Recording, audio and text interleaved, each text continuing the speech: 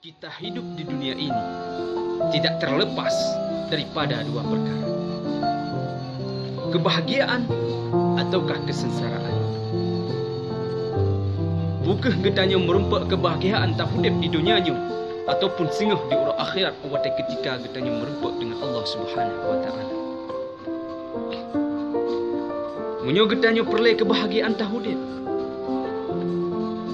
Getanya lakukan perbuatan-perbuatan yang diperintahkan oleh Allah Subhanahu wa taala.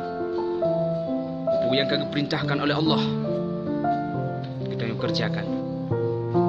Allah Subhanahu wa taala bak kita nyo dia berbuat amalan, dia pun amalan-amalan sunnah ataupun amalan-amalan yang wajib kita kerjakan. Itu membutuhkan kepada ilmu.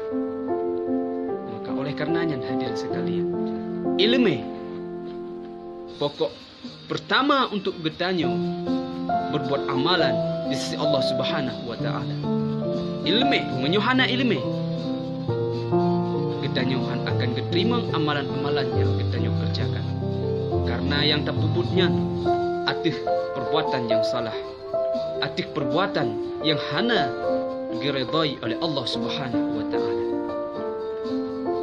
Maka pegah dalam sabah hadis, talabul ilmi faridatun ala kulli muslimin wa muslim. Tuntut ilmunya difardukan kepada setiap orang-orang muslim, muslimin dan muslim. Maka oleh karenanya hadirin sekalian,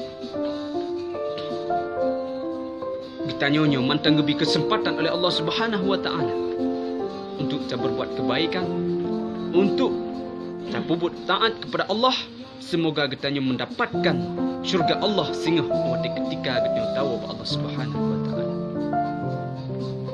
Yang pokok wabah hadirin sekalian, yo kita perle kebahagiaan tak puput amalan-amalan yang diperintahkan oleh Allah Subhanahu wa taala. Menyo kita perle kesengsaraan tak puput kemaksiatan di dunianya. Tak puput pu yang kagelarang oleh Allah Subhanahu wa taala. Pu yang gelarang oleh Allah kita kerjakan. Ban mandu pu yang kagelarang kita kerjakan. Kita singah insyaallah kita akan selamat tak hidup di dunianya maupun singah tahu Allah Subhanahu wa taala.